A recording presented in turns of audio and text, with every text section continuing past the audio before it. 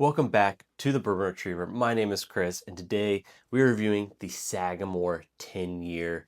Sagamore puts out some of the best rye products on the market. They compete with the premium brands such as Thomas H. Handy, coming from the Buffalo Trace Distillery. But does this year live up to that standard? Let's find out.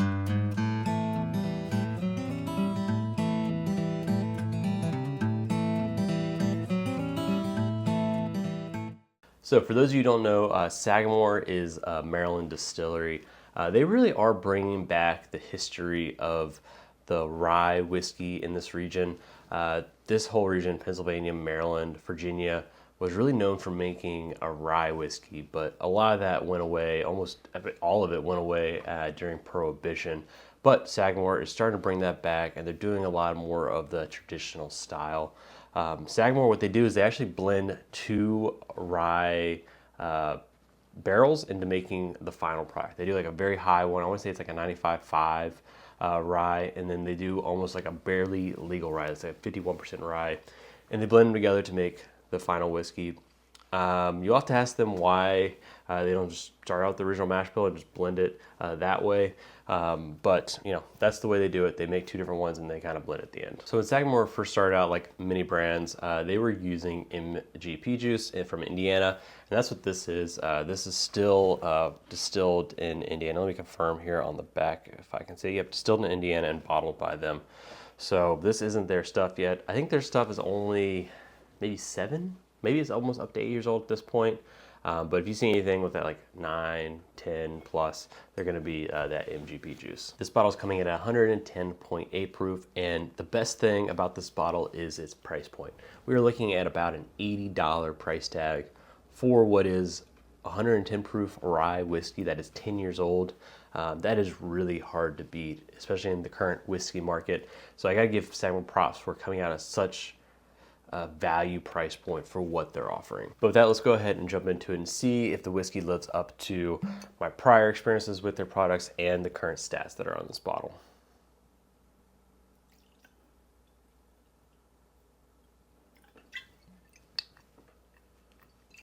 I don't know what it is about me. I always have to like line up the top with the side. It's like a little, I don't know, perfectionism or a little whatever it is, but I don't know, those things will bother me, but let's go ahead and jump into it. Okay, so I am already getting a different impression with it about being half empty than when I did a fresh crack. When it was a fresh crack, it was like basically a rye. Like you could have told me this is like a 95.5 rye, and I would have believed you just how much that rye spice is just in your face and the aroma there. But it's definitely opening up on the sweetness side a little more now. I'm trying to think what fruit it is because it's a very subtle, soft fruit. Man, maybe a peach.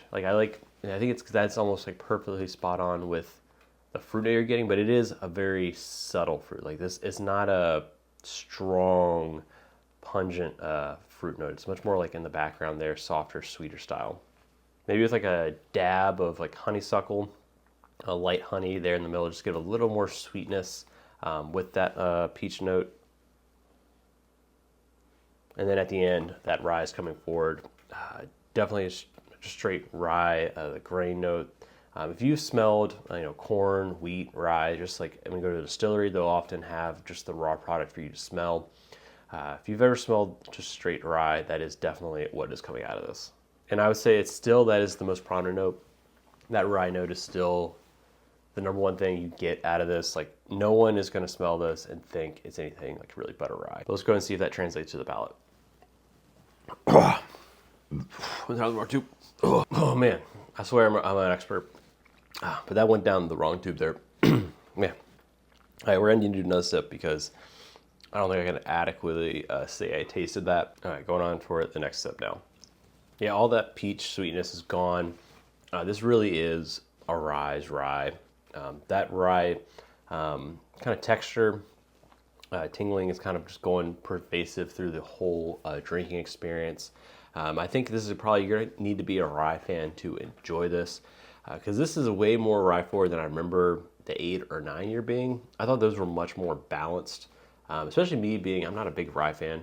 I enjoy the rye spices, but I think it needs to be more balanced part of the drinking experience. Like I don't want just rye through the whole drinking experience. And then I'm really hunting for any type of oak. I was for sure expecting to be getting a lot more oak on this with it being progressively getting older. And now we're getting like the 10-year age statements with a decent amount of proof. I was expecting a much more oak on this. And I think blind, I don't think I could pick out the 8, 9, 10 based on the oak. These are all very lighter on the oak front, in my opinion. I would not be guessing a double-digit age statement based on the oak on this because it's just almost non-existent. Like there is, okay, I take it back. There is like wood oak there. It's just not that deep, rich, older oak you get from like well-aged, older products. After doing a little more searching, I'm finding a little sweetness in the middle to back end of this drink, but it's something I'm gonna have to search for because it is pretty fleeting in my opinion. It comes up and then just kind of also as fast as it shows up, it just disappears. And you're just left with that lingering rye finish, taste profile as the whiskey kind of dissipates in your mouth. So I've been talking about the 8 and 9 year, and really the only way to do it is a side-by-side. I've been kind of going on my memory, but I want to see actually how does this 8 year stand up to the 9 year, because I was a big fan of the 8 year when I had it, but that was a while ago. So let's go ahead and jump into it and see how it compares to the 10.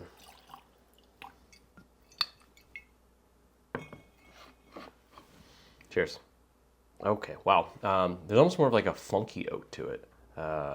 Maybe almost like a dustier type of oak. The oak on it's not tannic oak, but it's like a weird, more of like, yeah, funk oak. Like sometimes you might get on French oaks, that funkiness to it. That was, wow, that was like my first impression on this. Yeah, the oak's coming much more forward on this 8 year than the 10 year, which is surprising, giving it is 2 years younger. I don't know if it's just the barrels they selected as they're going through this process, because that is kind of the hard part, right? They have all these in GP barrels. They want to release 8 year. They pulled some of their favorite stock for that. And then when you leave the other stuff, you're hoping that it ages and matures. But sometimes like your worst stock is what's left. I don't know if that's what happened here, where it's just progressively the barrels that are left are more like the rye forward barrels, and they're just hoping that it ages out of it. Whereas maybe the 8, which was the first one I think they released, maybe that was just their favorite barrels and has made this a much better blend. Yeah, because this is way, way more fruit forward, way more oak forward. You still have some of that rye spice there, but it's more of a background note because it is more balanced. Like you have that oak, you have that fruit, you have that spice. It is a much more balanced drinking experience in my opinion. Let's go ahead and jump into the palate. What's the proof on this? This tastes way lower proof. 111.4, so this is actually higher proof than the Sagamore 10. I would have guessed it as younger, or lower proof. That might have been because it's been open for a bit. Typically when bottles have been open for a good amount of time, you have alcohol that kind of leaves the whiskey, so it does get lower proof slowly over time. Yeah, that is a much sweeter drinking experience through the whole drinking experience. And you really only get the rye at the end there, a little like kind of twinge of rye on the back end. The finish on this is not only rye. You get that sweetness that's still lingering on my palate. Yeah, I think I'm enjoying this 8 year much more because it has more of the well-rounded notes that I want. I want that oak. I want the sweetness, especially because, again, I'm not the biggest rye fan. I do not want to be drinking just straight rye, one-noted whiskey. To me, good whiskey have all three or multiple components to make it just a more complex drinking experience, more enjoyable. And if you guys do cooking, you know you need fats, you need sweets, you need salts. And the combination of all those together is what makes a great dish. And I think a lot of those same things apply to whiskey. I'm really shocked to find this result that the 8 is sweeter than the 10, because typically what I've noticed with rye whiskeys is the younger they are, the more rye forward they are. And as they age, they actually get a little sweeter. So I would have actually guessed the complete opposite here, that the 8 year would have been more rye forward and the 10 year would have just progressively gotten sweeter. I really enjoy those ryes once they start getting in that like double digit area age statements, because that is when they start more complex drinking experience to me. But jumping back into this 10 here, yeah, it is night and day how much more rye forward the 10 year is. Yeah, that is absolutely wild. So final breakdown on the Sagamore 10. Let's get this 8 out of here so you guys don't get too distracted with it. Yeah, so this 10, is it a bypass bar pour? I think if you are a traditional bourbon drinker, I hate to say this, but I think it's gonna be a pass for you, just with how rye forward it is. I don't think this is gonna be up your alley at all.